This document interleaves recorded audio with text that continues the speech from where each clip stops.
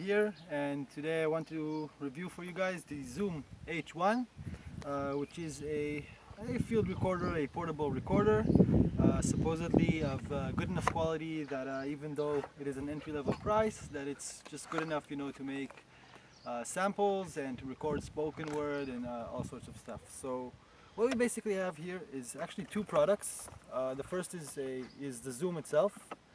The machine itself. It comes just as you see here. It does come with a battery and with a card inside of 2 gigabyte micro SD card and with a USB cable. So it's kind of nice that you have all the things to actually make it work. It's plug and play, the battery's inside, and you can start using it as soon as you buy it. We got this for 99 euros. So that was the price for the machine itself. And then we have the H1 accessory pack, which we got for off eBay for like $30 US, something like that, which has a number of things inside, and we'll take a look and see if it's worth the price to get the accessory pack as well. So as far as operation of the thing itself, what you just get it, you put in the battery as I said, that comes included. I already used mine up and switched to another battery, but plug in the battery, stick in the micro SD card, and you're literally ready to go. It does come with a manual, which over here, but it's really simple. I actually only read the manual after I started using it to see if I was kind of missing any features, but it's really straightforward, and I wasn't missing anything. You know, it's really easy to get it to work, which is a real plus. All you gotta do is you turn it on with a little nudge over here. It's turned on. You choose your bit rate. If you want, you choose if you want to be in WAV or MP3. And I want to be in WAV. You can have an auto level or a manual level. If you set it to manual, then the input level is just right here. It's really straightforward. And so let's put it back to auto level and on WAV, and you just easily set the bit rate over here. Right now we're recording at 44 and 24 bits. And as you see, I have over 2 hours of recording time, even with this really small micro SD card. You see the levels over here, and there's a battery usage indication, and whether or not the low cut is turned on or off, you'll have a little logo over here, the icon over here that says what's going on. Then all you need to do is you press record, and it just records whatever you're doing. Press record again, and it stops. Stores it on the card. You can also set a date and time inside, and then it'll increment it by date and time. So it's really simple. If you want to access the sounds, you can play the sounds through an internal speaker,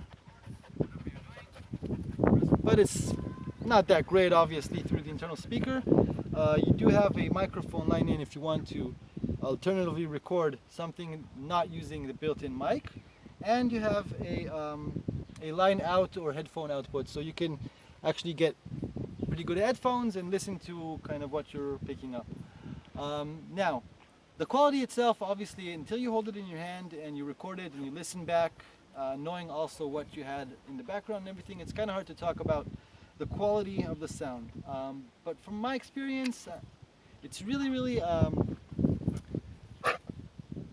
kind of hard to narrow down to the sounds that you want, because it does pick up everything in the ambience. It's really kind of I don't know how to say.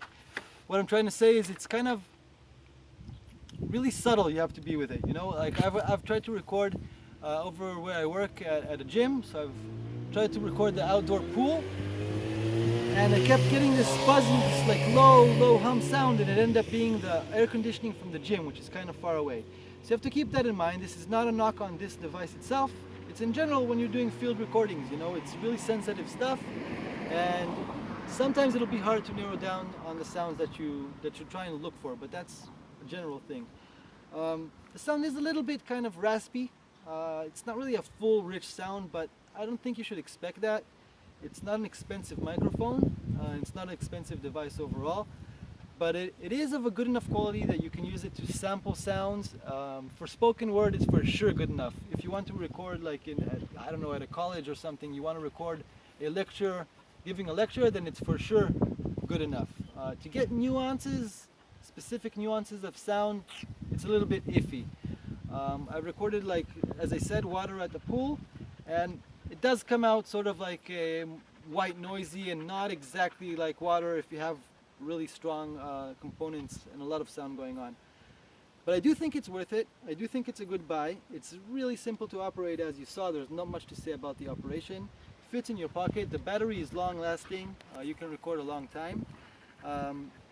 The sensitivity, you have to be careful, but I think it actually is an advantage if you kind of learn how to work with it and how to find moments in sound, then you'll get really good sounds. That's for the device itself.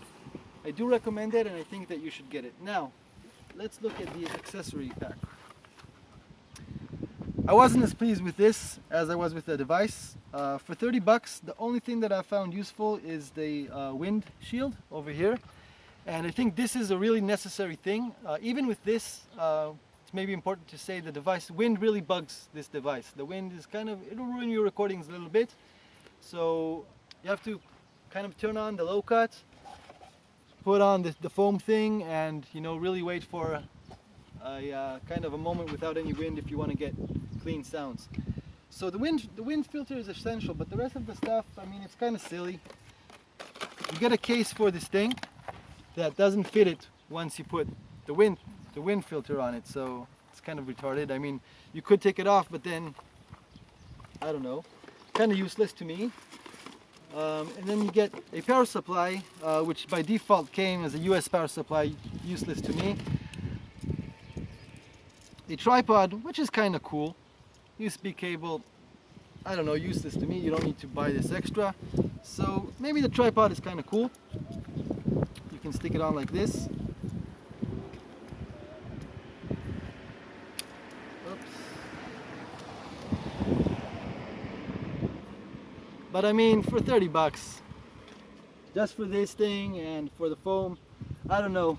I wish there was a way that you could just buy this for $2 and get done with it, or they could have just included it with this device, because like I said, it's really sensitive to wind, and without this, I mean, it's kind of useless to record. Right now there's a little tiny bit of wind over here, and I wouldn't now try to record ambient sounds because I know it's a little bit too much for this thing. So keep that in mind. Again, the wind is a really big factor, and this is a pretty much must-have.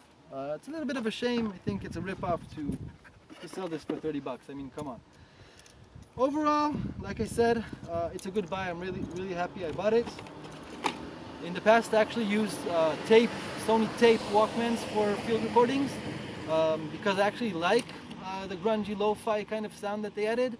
So for me, this is fine that it's a little bit grungy, it's a little bit, tiny little bit lo-fi, and it's worth the money, 99 bucks. Take a look at the Zoom H1. Thanks, see you in other videos.